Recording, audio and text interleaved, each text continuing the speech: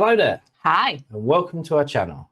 This is Alice, and this is Kai. and today we're going to be taking a look at the Bass Pro Shops, the most amazing thing ever with the Fat Electrician. So we've previously seen Adam Kuza going to Bass Pro, and that was awesome. Amazing. That's the first ever look at Bass Pro, and that shop was awesome. That was really cool shop. Cool shop. Would love to see it in real life. And as we know with the Fat Files, Fat Electrician, he sort of does a backstory on things. So I'm quite curious to see about the Bass Pro ones. So yeah, without further ado, let's jump in, shall we, and have a look. Absolutely nothing. Every time I start a video, I was like, this is a cool company. I'm sure completely normal things are happening there. Never happens, okay? Started working on a Cabela's video, found out that they're actually owned by Bass Pro Shop. Okay, I'm gonna do a Bass Pro Shop video. And now there's Indian spiritual leaders and crystal skulls and pyramids and curses involved, and I don't even know what's going on. What? Today we're kind of the most American thing that has ever happened. That time that we took the world's 7th largest pyramid and turned it into a Bass Pro Shops. Okay, and just so we're all on the same page, it is not the simple fact that America turned the world's 7th largest pyramid into a bait and tackle shop that's the most American thing ever. No, that was amazing. I know someone mentioned about the Pyramid Bass Pro in the comments before, and I haven't looked into it. Yeah.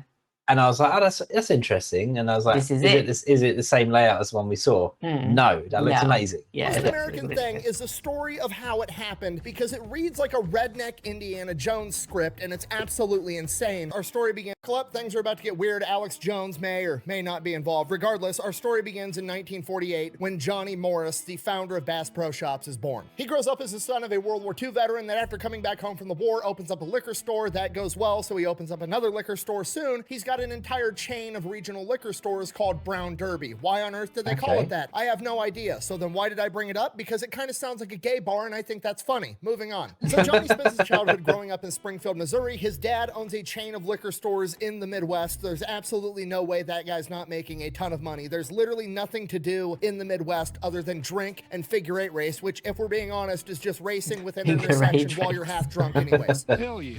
So Johnny presumably has a pretty good childhood because his dad is taking him on all these hunting trips. He's going bass fishing out at Lake of the Ozarks, and he ends up becoming this huge outdoors guy. He goes off to college where he, and I quote, majored in fishing. You can do that? Comes back home from college, doesn't really know what he wants to do, but he does know it's a humongous back in the day, I guess. To find. It seems a bit odd that you could like go and basically do fishing, you know, as a degree or something. Yeah. Unusual, I suppose. So what do you become? Just a qualified fisherman. I don't know. Qualified fisherman. I'm not sure.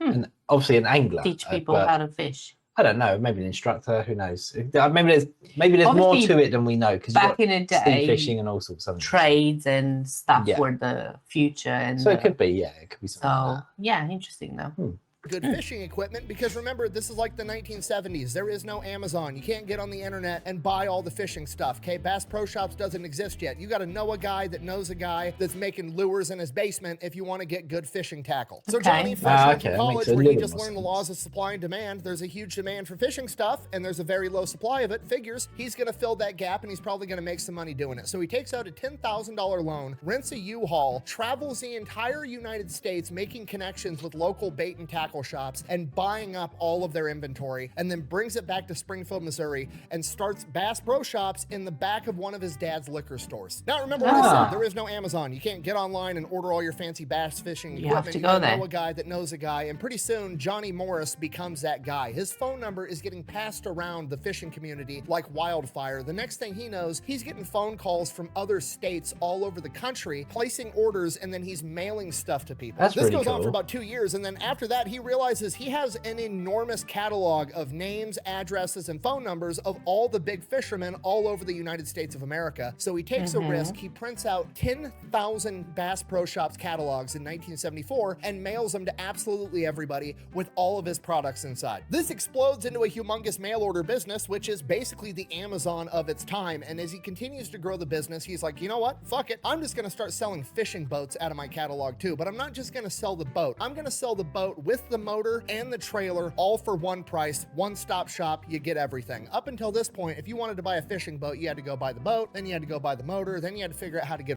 That's smart because, you know, it's just taking all the faff out of it, isn't it? It's just like, right, there it is. Yeah, go everything in one place. Yeah, that makes sense. Okay, I can see that. Fucking trailer. It was a whole day-long event. Now you could just call up Johnny and have the boat delivered to you. It was perfect. His boats end up becoming the most popular boat in America and the most manufactured boat on the planet. Then in 1980, he realizes, like, you know what? I bet people would really appreciate a place where they could just drive their truck, pick up the boat on the trailer, be able to look at all the fishing lures, all the stuff I have for sale. I'm gonna build an enormous retail place. He builds the world's first Bass Pro Shops Outdoor World. It is 300,000 square feet. There's fish. This is the one Adam went to, by the looks of it. Well, he went to the one in Vegas, so I don't know if this is the one in Vegas. Yes. It looked the same. They might all look the same, though. That's the thing, because they're a brand, aren't they? Where was this one? Springfield, wasn't it? I don't know. Yeah, Springfield, Missouri, because that's where it all started. It's definitely not. It's definitely not that one. Exotic animals stuffed all over the walls. It's not just a store. It's basically like a dead zoo, except the fish are alive. It's basically Willy Wonka's chocolate factory for rednecks, okay? People travel from hours and hours away to make their pilgrimage to Bass Pro Shops. Okay, I can't stress to you enough how big of a deal the first Bass Pro Shops was, okay? To this day, the Bass Pro Shop in Springfield, Missouri is considered the largest tourist attraction in the state of Missouri. This one singular store gets over 4 million customers a year, okay? That's like 11,000 people a day inside of this bait and tackle shop. Wow. Okay, and at this point, you're like, wow, that's a lot of people. No, that's a metric fuck ton of people going to buy fishing lures, okay? Disneyland gets 40,000 people a day. You've got 25% the business volume of Disneyland, and all you're doing is selling fishing equipment. Johnny Morris is literally the Walt Disney that is of actually rednecks ridiculous. at this point. How can we keep saying everybody that shops at Bass Pro Shops is a redneck? Don't do the whole I'm gonna get offended over literally nothing bit, okay? Nobody cares, okay? At the end of the day, there's only two types of outdoor people, okay? There's Patagonia wearing outdoor people, and there's Bass Pro Shop outdoor people, okay? You've got outdoor people that want to save the environment, you've got outdoor people that want to eat the environment, okay? If you are the ones that want to eat the environment, sorry, you're a redneck. That's just how it goes. I think we offended somebody out here. That ain't funny as it says. Anyways, Outdoor World, outrageously successful. So when you find something that works, you keep doing it. So he opens up another one and another one. Another one. And then another one. And next thing you know, he's got over 200 Bass Pro Shops, Outdoor Worlds all over the country. So now at this point, Johnny Morris has built the business out wide, and the only place left to go is up and down. He vertically integrates the entire thing. So Johnny Morris figures, okay, well, who's upstream of me? I'm the middleman. I basically buy shit from a factory. I sell it in my store. I deliver it to the customer. Cool. I'm gonna go backwards, and I'm gonna start buying all the factories that make the shit in my stores. He buys out the boat company that makes all these boats, which to this day is still the most popular boat in America and the company that makes the most boats in the world. He buys the company that manufactures the four-wheelers that he sells in his stores. He buys up anything and everything that he can, and then he makes that the Bass Pro brand. And in doing so, his brand is now absolutely everywhere. It's on boats, it's on ATVs, it's on clothing, it's on dining room sets, it's on fishing equipment. It's absolutely everywhere, to the point that everybody in America knows that brand. It's one of the most recognizable brands of all time. And in doing so, that is crazy, because until that video we saw, I would never heard of it. I've literally never heard of Bass Pro brand until we saw Adam. We didn't even know. I think I remember saying in the video that, was it like a music shop? To me, it sounded, literally. I didn't even know what it was. Well, it's mad though, isn't it? So again, it's a bit like, you know, Waffle House and all that, where they start with one. And suddenly it just booms, and it's like everywhere, like 200, over 200 plus stores like across America. That's insane now. And that one particular one having 11,000 people a day. And it just all started, you know, with a good idea, with like understanding the demand. That's crazy. Catering to that is absolutely crazy. So it's kind of polarizing, right? There's only two types of people in regards to Bass Pro Shop. There's people that like it and want to shop there, and those people are going to buy his merch and rep the company because they think it's awesome. And then there's people that want to make fun of the people that shop at Bass Pro Shop. And guess what they're going to do? They're also going to buy his merch to wear it ironically in an attempt to make fun of those people. Either way, Johnny Morris is making money off of both ends selling his merch. It's absolutely brilliant. Not only is he conquering his own market, he's figured out a way to monetize the haters as well.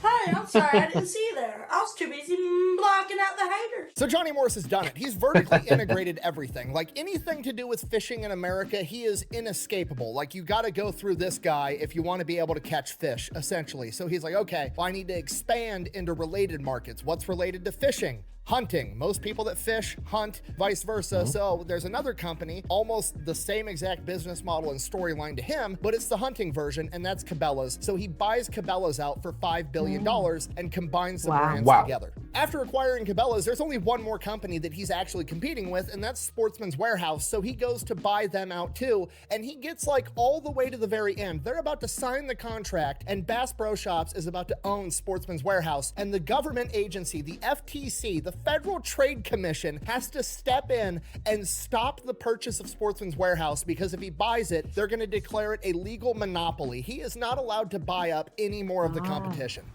Oh, wow. This is the worst. At this point, Johnny Morris has essentially won capitalism. The government has had to come in and say, no, you're way too good at selling fishing lures. You're not allowed to do this, because then you're literally going to be the only option in the entire country.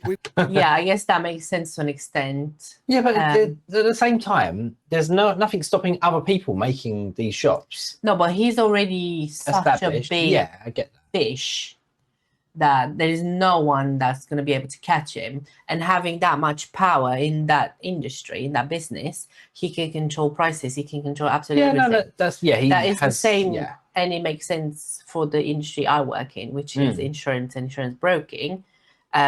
Again, the regulator can step in and say, no, you can't. You need to stop buying. You can't buy the smaller brokers and that, because there's got to be competition in the prices to keep it healthy. It makes sense. It does. So I get why they did that. Yeah. We've got to stop you. Here's the gold star for winning capitalism. Great work. Enjoy being a billionaire. Have a nice day. So Johnny Morris was like, okay, the government stepped in, not allowed to get any bigger at doing what I'm already doing. So my only other option now is to either just call it a day and retire, or I can expand into a related market. And at that point, he realizes like, okay, I'm going to do tourism. I'm already kind of in tourism already. I have the #1 tourist destination in Missouri, and my other stores are in the top 5 destinations in like 8 other states. So he gets more into tourism. He starts opening up Bass Pro Shop resorts, golf courses. He has a fucking music festival. And then one day, the Memphis Pyramid comes up for sale. And I know what you're thinking. Why the fuck is there a pyramid in Memphis? Great question. Well, in the 1950s, there was this architect that wanted to make a big-ass pyramid. He actually wanted to make 3 pyramids, but it never got that far. He never got around to it in his life, but his son also became an architect. And in the 1980s, he resurrected the idea, got the funding,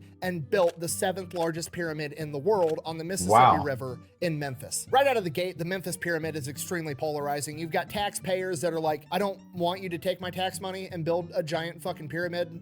No. And then there's other people that are like, fuck yeah, this is America. Let's build a giant pyramid. And then you've got people coming out of left field like Alex Jones claiming that the people behind it are part of the occult and they're building a secret satanic worship temple or some shit. These guys are admittedly into the occult. You can just look up their names. They're all over the local newspapers. And originally, it was an event center. People were going to have basketball games there, boxing matches. Mike Tyson fought there. They were going to have concerts, all kinds of stuff. So they started building it in 1989. It finally opens up in 1991. And right before the Memphis Pyramid is about to open up, the maintenance crew goes up to the very top. And at the very top, there's a metal box welded at the top of the pyramid. And they're like, what the fuck is that? So they go, they get the project manager. They end up chipping away at this welding. They rip this box down. Inside this metal box is a smaller wooden box. So they pull that up, they open it, and there's like a of just incense and perfume and shit that comes out. And inside of the box is a fucking crystal skull inside of a velvet cloth. What? Don't worry, it gets weirder somehow. Wait, so at the top there's someone wielded a box, wooden box with like some voodoo in it or something. What? Why does that That's ridiculous. That's absolutely ridiculous. Just to curse the place. Who knows? And be like, maybe this is why the guy was saying, "Oh, that's like a cult or whatever." You know, like he knew something. Maybe he did it. Yeah. How? So they track down who put the crystal skull there, and somebody finally admits to doing it, and it is the founder of the Hard Rock Cafe and the House of Blues, Isaac Tigrit, because originally there was going to be a Hard Rock Cafe inside of the pyramid. Still raises the question, why the fuck are we putting crystal skulls at the top like it's an Indiana Jones movie? Isaac Tigrit's reasoning was, That's so weird. Making this up. I promise you, I can show you the interviews where he talks about it. When Isaac Tigrit was 27 years old, he was drunk driving his Porsche and crashed it, careening it off a 400-foot cliff. And as the car is rolling down the cliff, an Indian man appeared and like held him through the crash, and he walks out of this car wreck. The car is just completely obliterated, and he walks out without so much as a scratch or a bruise. He appeared instantly in this room. He picked me up and put me on a bed. He pulled my tongue out. I'm watching this from above. He places his hand on my chest and pushes on my chest, and the spirit went right back into my body. A couple years later, he's in a bookstore and he sees the Indian man that held him through this car crash on the back of a book and finds out that it's his Indian spiritual leader named Sai Baba. So he goes to India multiple times, ends up giving this guy millions and millions of dollars, and becomes best buddies with this Indian spiritual leader, Sai Baba. And when Sai Baba finds out that they're building a massive pyramid in Memphis and they're putting a Hard Rock Cafe on the top, Sai Baba gives Isaac this crystal skull and gives him instructions on how to mount it at the very top because it's gonna please the cosmos or put out good vibes or some shit. So that's what Isaac Tigrit does. Then fast forward, the maintenance guys find it, they take it down, they track Isaac Tigrit down, and Isaac Tigrit is like, you need to put it back up there or you're gonna disrupt the cosmos. At which point they're like, no, that's fucking weird. We're not doing that. Alex Jones is already breathing down our neck, saying that we're some satanic cult that turned the friggin' frogs gay. We're not mounting crystal skulls at the top of the fucking pyramid. So then people find out about this. People start saying that now the pyramid is cursed, and it's starting to look like it's true because the first night it opens up for a concert, the sewage backs up and ruins the entire event. From here, it's just bad thing after bad thing after bad thing happening. One of the maintenance crew guys plummets to his death. People keep falling down the staircases because the stairs are too steep because they built a concert venue inside of a fucking pyramid. The seats are uncomfy because they made them too small, trying to cram as many people into this auditorium as possible. Again, because it's a pyramid, which is not a great shape to have a concert venue to begin with. Eventually, a bunch of musicians refuse to even play that venue because apparently the acoustics inside of a pyramid aren't that great. The entire venue just becomes synonymous with not having a good time. It's a huge waste of taxpayer money. Memphis is actually losing money every single month keeping this place open, and the people in Memphis start referring to it as the Tomb of Doom. So by 2007, the entire venue is just shut down. Nobody wants to go there anymore. And now there's just a big, empty, haunted pyramid on the Mississippi River in Memphis, Tennessee. Cue Johnny Morris, the guy expanding his hospitality and resort business. And he's like, you know what? I could put a Bass Pro Shop in that motherfucker. It'd be awesome. At face value, it's funny. Why wouldn't you go to a giant pyramid to buy a fishing lure? That's hilarious. But we're also going to call it the Redneck Mecca. Why is that funny? Well, because Mecca is the holiest place in the Muslim faith, and every single Muslim on the planet is obligated to go there at least once in their life if they're physically and financially capable of doing so. We're going to quietly insinuate that every redneck in North America has a religious obligation to make a pilgrimage to Memphis so that they can buy a fishing lure from our pyramid. Then we're going to put a 100-room resort at the bottom of it. We're going to have a bowling alley. There's going to be an indoor swamp, a shooting range. It's going to be fucking awesome. And I know what you're thinking. Why on earth would you want to put your retail business inside of a haunted pyramid? Because your customer base is rednecks. You want to know who doesn't give a shit about being haunted? Rednecks. If anything, it makes it better. You know what's more fun than being able to go to a pyramid to buy a fucking fishing lure? Being able to go to a pyramid, buy a fishing lure with the slight chance that you're going to get to shoot a ghost with a shotgun loaded with rock salt, okay? Okay, these are rowdy, fearless individuals. These are who Charlie Daniels was talking about, okay? If you told a story about any other demographic on the planet that started out with they made a deal with Satan, it would be a cautionary tale where this guy loses his soul. Not rednecks. Rednecks are gonna beat that motherfucker in a fiddle contest, win a golden fiddle because they can. So the pyramid being cursed, definitely not a downside. If anything, it's an upside. The only real downside, to be honest with you, is that, well, you're creating a tourist attraction for rednecks, and if they're staying overnight, they're probably going to get drunk and rowdy and get naked and take a cannonball into the fish tank. Man made quite a splash at the Bass Pro Shop when he swam naked. Police say he crashed his car in the parking lot, took off all of his clothes, he jumped into the water yelling cannonball. And then, of course, there's the cost. Obviously, buying the world's 7th largest pyramid that's on the river on prime real estate is going to be pretty expensive, whether it's haunted or not. So Johnny Morris doesn't really know if it's going to be a good business idea. He definitely doesn't want to lose money, so he just kind of like sets it in the hands of God and lets him make the decision. He decides, you know what? I'm just going to schedule a fishing trip on the Mississippi River right near the pyramid, and I'm going to go fishing for catfish, and if I catch a really big catfish, that's going to be my sign that I'm going to buy this pyramid. And sure enough, Johnny Morris goes on this fishing trip and catches a 34-pound fucking catfish in the shadow of the pyramid. Okay, do you understand the significance of what I've just told you? This is the most American thing that's ever happened, all right? A pyramid got built in Memphis. It's the 7th largest pyramid on on the planet that people now think is haunted because some millionaire that opened up the Hard Rock Cafe was drunk driving his Porsche and had a vision that he was saved by an Indian spirit guide, so he had him place a crystal skull at the top, and then it was haunted and run out of business, and then it got brought back by some dude that became a billionaire by selling fishing lures out the ass end of a liquor store in Springfield, Missouri. So in conclusion, I guess I don't know. I don't know how I got here, to be honest with you. I guess if we could draw anything from this, pick whatever you want to do in life, even if it's something as simple as selling fishing lures, and get so outrageously good at it that you can then financially justify buying a haunted pyramid. Because America, I guess. Your devil Because worship why bells, not? The hillbillies, the country boy can't survive, the John Deere hat wins.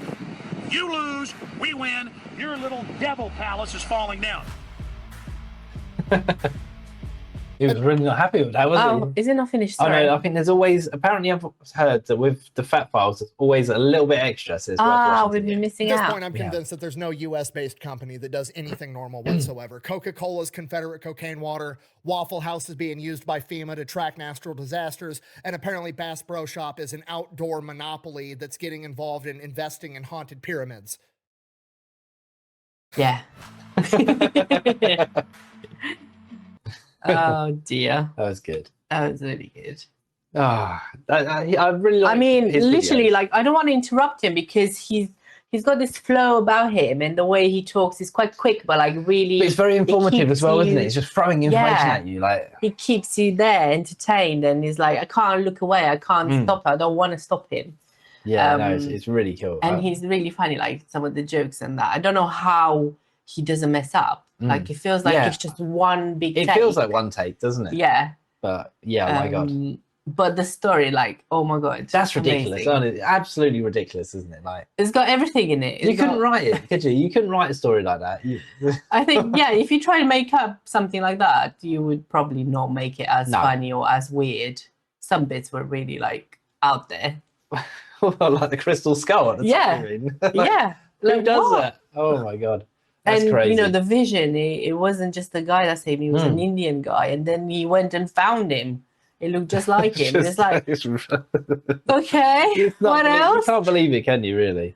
It's just such a ridiculously wild story that, of course, it's true. Of course it's true. You can't make that up. It reminds me of the TV show Would I Lie to You? You know, the one you used to watch? Oh, and I there was still watch always... it. Well, there was always like the just very outlandish, ridiculous stories, because like, basically the general gist of the program is to make the board believe what you're saying is true, right? Yeah. Even if you've been given a fake story, and it's always the ones that are absolutely ridiculous that end up being true, isn't it? So yeah. Just goes to show. I love that show. Yeah, it's called What I Like to. It's here. It's a British show. Yeah, it's a bit of a panel comedy, show. isn't it? It's like my favorite show on the planet. It's like absolutely hilarious. Anyway, getting a little bit sidetracked, Yeah. so let's wrap this up. Thanks for watching, guys. If you made it this far, don't forget to like, subscribe, and we'll see you in the next video. Bye for now. Bye.